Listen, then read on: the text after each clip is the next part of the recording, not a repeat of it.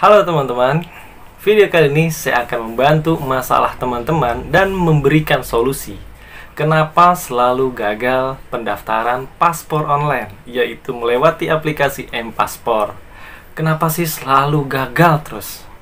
Saya sarankan kepada teman-teman yang menonton video ini, saya harap video ini ditonton sampai selesai. Gunanya apa? Agar teman-teman mengerti dan tidak mengalami masalah tersebut, ya. Pada sebelumnya saya sudah membuatkan tata cara membuat paspor online lewat aplikasi. Nah, ada beberapa pertanyaan pada channel saya tersebut, yaitu kenapa selalu gagal. Nah, di sini akan saya jelaskan. Yang pertama, kalian harus mempersiapkan identitas diri teman-teman atau dokumen-dokumen penting seperti KK, ijazah, surat nikah, terus KTP ya, atau SIM ya. Nah, kalau misalnya kalian belum nikah, ya nggak apa-apa, cukup KK, akte, atau KTP. Nah, atau misalnya kalian aktenya bermasalah, nah atau hilang, ya kalian cukup pakai ijazah terakhir atau ijazah mana aja, misalnya SD atau SMP atau SMA atau sarjana, ya. Nah, selain dari itu, teman-teman harus memperhatikan data diri teman-teman. Misalnya, KTP teman-teman sama nggak? Misalnya sama akte kelahiran, atau sama kakaknya teman-teman, kartu keluarga ya. Sama nggak namanya teman-teman? Dari tanggal, nama. Misalnya, kayak nama saya nih, Rizky. Itu harus memakai RIZKY, tapi penulisannya berbeda gitu. Ada RISKI. Nah, itu sama-sama dipanggil Rizky kan. Nah, seperti itu teman-teman. Jadi nama identitas teman-teman itu harus sama ya, harus benar-benar valid. Terus bagaimana kalau misalnya tidak valid atau tidak ada kesamaan? Cari yang benar-benar dokumen yang benar-benar sama. Kalau aktenya nggak sama, ya udah pakai yang ijazah gitu. Sebisa mungkin kalian harus memakai identitas yang benar-benar valid. Kesamaannya itu absahannya sama ya. Nah, dari segi semua itu sudah dilakukan dan sudah dipersiapkan, apakah dokumen yang akan kalian kirimkan lewat foto ya, itu ada di asli atau fotokopiannya itu kalian pas foto itu ngeblur ya, atau namanya ya, atau fotonya itu buram atau luntur ya. Biasanya itu KTP yang seperti itu karena selalu dibawa-bawa. Makanya saya sarankan kalau seperti saya nih, KTP itu saya plastikin gitu, jadi tidak akan tergesek-gesek oleh bahan-bahan seperti di dompet ya. Nah, kalau misalnya ngeblur, foto akan menolak otomatis atau gagal ya kevalitannya. Jadi dianggap itu foto tidak jelas atau buram. Nah, selain dari itu teman-teman, kalau misalnya sudah selesai ya, teman-teman itu daftarnya jangan pada jam sibuk ya. Kenapa saya katakan seperti itu? Karena server akan mengalami kendala, yaitu berat. Jadi bahkan puluhan juta atau ratusan ribu orang manusia yang mendaftarkan dirinya untuk membuat paspor tersebut. Paham kan maksud saya? Aplikasi itu 1 kali 24 jam. Jadi seharian full aja itu masih dibuka aplikasinya. Kenapa saya sarankan? Karena kalau kalian membuat dari misalnya jam 7 pagi atau jam 8 pagi sampai jam 8 malam atau jam 7 malam, itu server masih mengalami keadaan berat. Jadi itu berat banget tuh server. Jadi pasti kalian merasakan yang namanya loading ya, lama banget nge-refresh, kadang error lagi. Nah, seperti itu. Saya sarankan adalah waktunya yang terbaik dalam pengajuan M-Paspor adalah tengah malam ya, mau gak mau ya, karena itu jalan yang terbaik. Jam 12 kalian gak apa-apa deh, coba-coba bersusah payah untuk mendaftarkan, untuk membuat paspor. Atau subuh pagi jam 4 ya, atau habis sholat subuh, itu terserah kalian. Intinya di mana jam tersebut, kalau misal negara Indonesia ya, buat pada jam tersebut. Kenapa? Karena orang-orang pada jam tersebut itu pada istirahat, tidur gitu.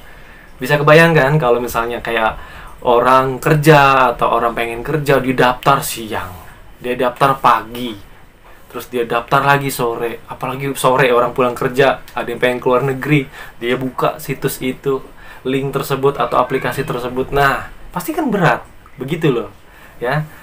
Dan Kalau misalnya waktu itu sudah dilakukan, pasti semua akan lancar-lancar aja teman-teman. Nah, selain dari itu apalagi? Nah, teman-teman itu harus benar-benar waspada terhadap pengetikan teman-teman, penginputan karakter ataupun angka beserta huruf itu harus hati-hati. Jangan sampai salah satu huruf atau satu angka. Ya. Karena apa? Itu bakal sistem juga bakal menolak nanti tentang kevalidatan atau kebenaran itu, identitasnya itu secara tidak benar nantinya dianggap oleh sistem, karena yang ngebaca itu sistem robot atau komputer. Nah, setelah itu selesai ya teman-teman, nanti akan muncul billing nih. Misalnya kalian mau bayar nih pada jam 12 malam. Ya, kalau saya saranin kalian siapkan dulu tuh yang benar-benar punya m-banking atau internet banking yang bekerja sama seperti kayak bank BUMN ya, kayak BRI, terus apa lagi ya, Mandiri, seperti itu ya, bank-bank pemerintah lah ya. Jadi yang bekerja sama. Jadi memang dari bank-bank tersebut biasanya kayak mau perpanjang plat motor, perpanjang STNK, itu kan pasti memakai bank-bank seperti itu ya. Nah, itu saya sarankan kalau misalnya kalian daftar jam 12 malam. Nah, kalau nggak bisa, ya mau nggak mau, kalian besok paginya itu bakalan mengalami server down. Dan kalau misalnya kalian nggak punya m-banking, ya mau nggak mau bayar pakai kantor pos ya, kantor pos Indonesia. Jadi kalian bayar di situ. Tapi ya sedikit agak berat servernya teman-teman. Jadi ya paksa memaksa dah kalau untuk kalian nggak punya m-banking, kalian daftarkan siang, tapi kalian harus kudu bener-bener sabar dan pasti mengalami sistem error. Ya, ada yang bertanya, kata Sandi udah bener salah mulu ya. Nah, terus misalnya kalian udah daftar nih ya, yang saya pernah alamin, saya udah daftar, tapi ketika saya mau login, kata Sandi salah atau kata Sandi tidak benar. Nah, kalian itu nggak muncul email nih, pin kode otorisasinya itu tidak muncul dikirim lewat email. Nah, itu kalian sabar aja. Misalnya udah keluar, nanti ketika kalian login, itu passwordnya kalian atau kata sandinya teman-teman yang udah teman-teman buat, paksa aja masuk, pasti nanti masuk gitu. Kalau misalnya benar-benar kalian sudah daftarkan dan sudah kata sandi udah benar, terus konfirmasi kata sandi yang kedua itu benar, serta alamat email benar, nomor telepon benar, kalian paksa aja masuk login kalau misalnya kalian benar-benar sudah daftar ya, apalagi kalau sudah dapat email.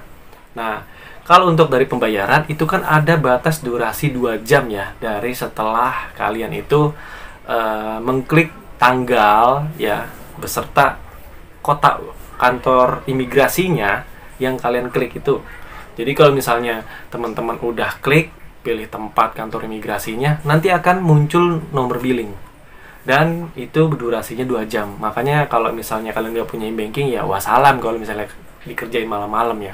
Saya sarankan pinjam dulu aja sama tetangga atau saudara yang punya m-banking bank pemerintah. Jadi paham sampai sini ya. Nah, buat teman-teman kalau memangnya masih berkendala juga, saya sarankan kalian pakai jaringannya apa. Mohon maaf, saya nggak bisa nyebut provider di sini.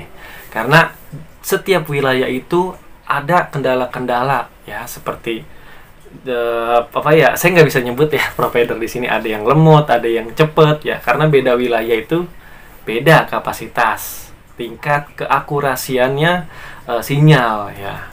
Ada yang lemot, ada yang lama, itu tergantung wilayah masing-masing. Cari yang benar-benar pakai operator yang memadai atau yang cepet ya. Misalnya di situ pakai operator A, nah kalian pakai operator A gitu sebisa mungkin. Nah, untuk pendaftarannya itu teman-teman, itu bisa siapa aja, bahkan satu keluarga pun itu nggak masalah didaftarkan. Jadi satu device atau satu perangkat handphone ataupun laptop, nah itu kalian bisa daftarkan satu keluarga, bahkan bisa lebih ya. Jadi buat teman-teman, perhatikan pada jamnya pembuatan, jam-jam malam kalau bisa ya, kedua atau subuh pagi, pasti saya jamin bisa, karena saya mengalami hal yang sama gitu. Saya coba-coba, saya cari tahu, saya coba deh saya malam, akhirnya bisa. Dan itu lumayan lancar ya, kalau menurut saya. Bukannya pasti lancar nggak, kalau bisa dibilang pasti lancar gitu. Karena di jam-jam orang pada tidur ya, selama kalian tinggal di negara Indonesia. Jadi Kalau ya malam, paling beda selisih 2 jam atau 3 jam kayak WIB dan WITA ya. Nah, kayak gitu seperti teman-teman ya. Jadi sudah paham ya untuk permasalahannya itu apa yang bikin gagal. Yang pertama, jam waktu kalian daftar.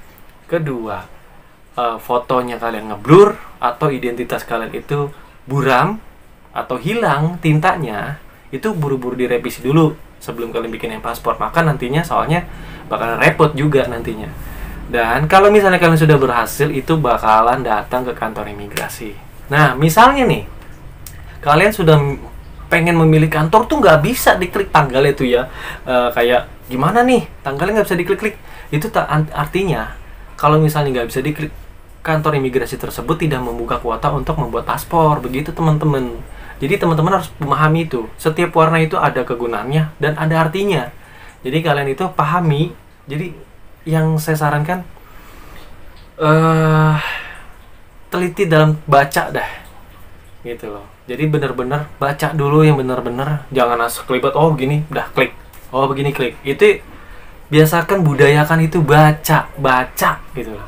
Apa yang tertera di dalam aplikasi tersebut, tulisannya apa, kalian baca benar-benar. Mohon maaf, saya bukan menghina. Kalau misalnya kalian tidak bisa baca, bantu atau meminta tolong kepada tetangga yang bisa membaca gitu teman-teman ya. Mohon maaf nih ya. Jadi ada semua yang namanya setiap masalah itu ada solusinya. Jadi tidak ada yang namanya tidak ada solusi. Sekian video dari saya, semoga membantu dan bermanfaat buat teman-teman. Selamat berjuang membuat paspor ya untuk berlibur ataupun pergi haji. Sampai jumpa teman-teman. Jangan lupa like, subscribe, dan serta share beserta komen pada video ini. Terima kasih. Salam sukses. Dadah.